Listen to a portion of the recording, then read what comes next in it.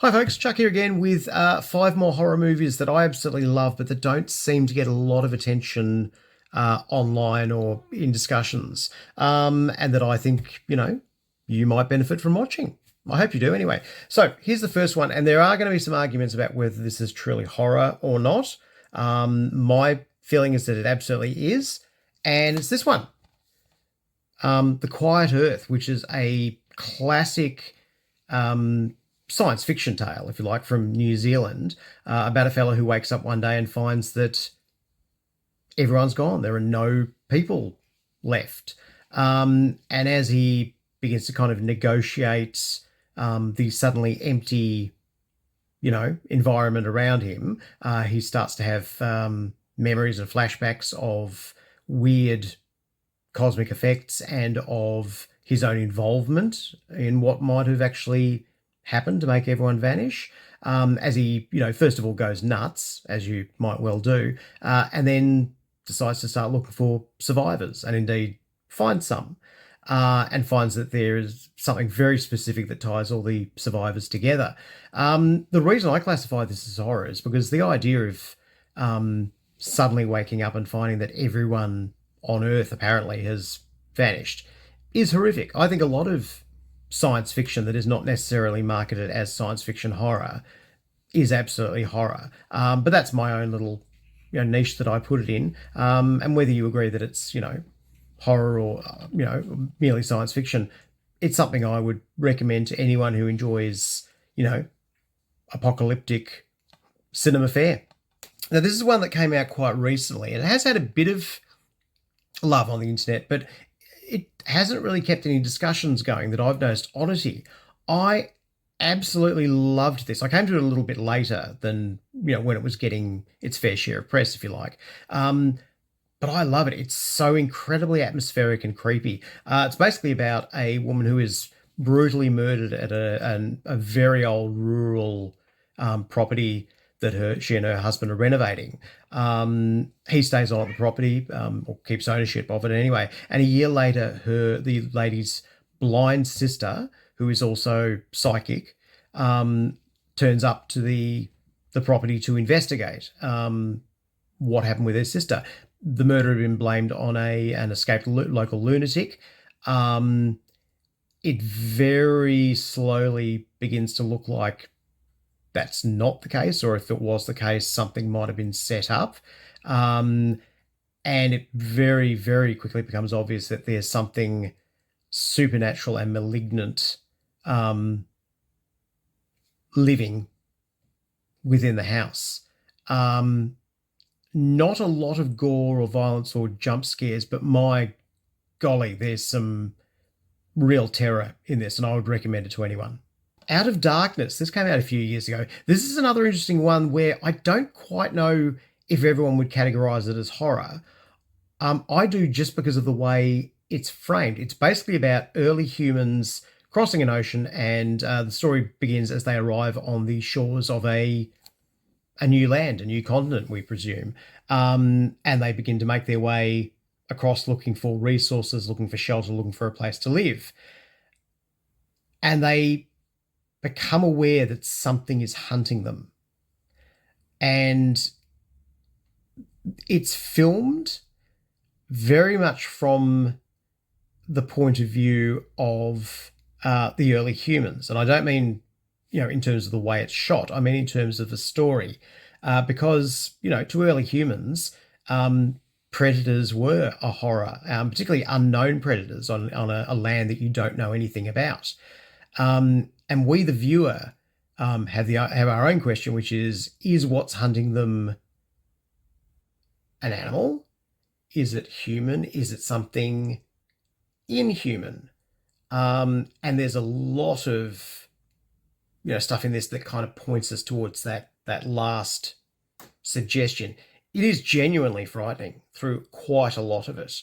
Some may be a bit unsatisfied with the ending of it, but I think it's well worth having a look at. It doesn't seem to have gotten a lot of love. It came and went, and no one seems to talk about it at all. But I really, really enjoyed it. I think it was a very clever film in many ways, and I thought it was just made in a way that really does bring across the uncertainty of being strangers in a strange land, which is terrifying in and of itself, even if something is not trying to eat you.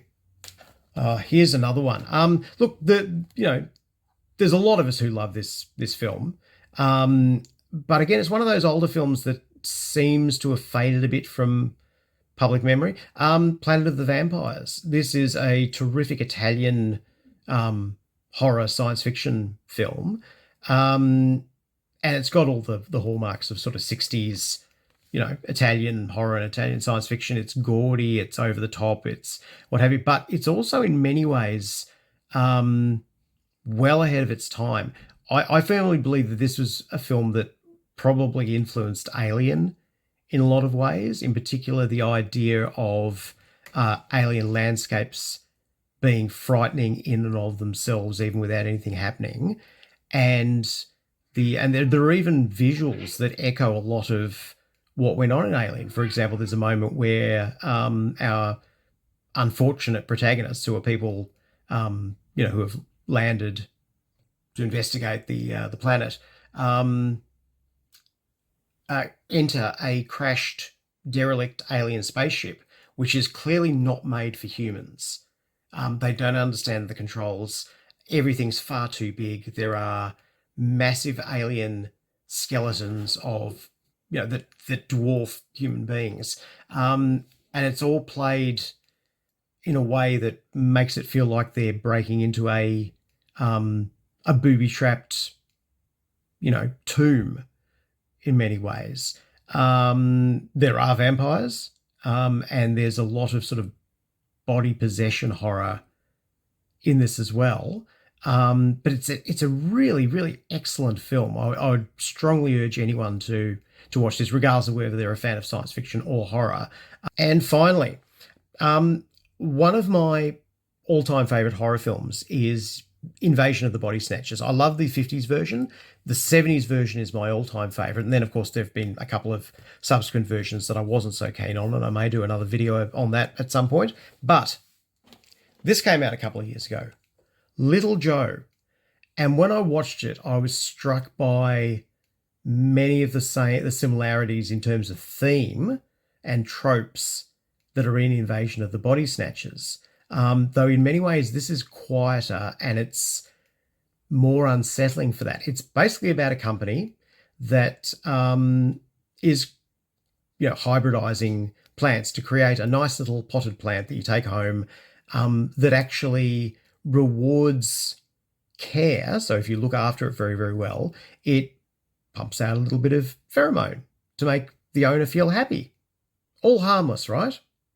Well, if you're a horror fan, you can sort of see where this could go, and it does go there.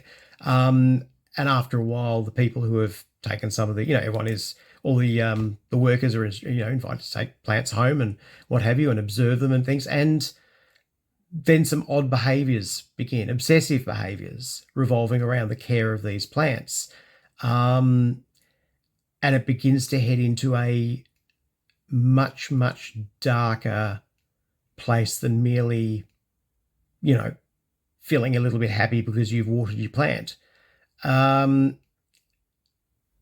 There's very little overt violence. There is at least one scene where there's some violence, but it's more about the quiet draining away of something, I suppose you could call it humanity, from the people who are affected by these plants that are about to go on the mass market in the film.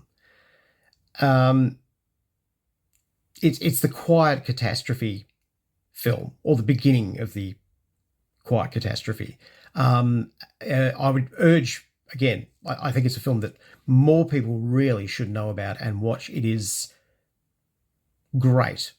And again, if you like stories about quiet invasions or quiet catastrophes or, quiet disasters, this is definitely a film that you will enjoy. So that's all for this time around. Again, if there are any of these you have seen, any of these you want to see, if you have differing opinions on any of these because you've seen them and thought, wouldn't call that a classic, please pop a comment down below. Always interested to hear about these sort of things. Let me know what you think.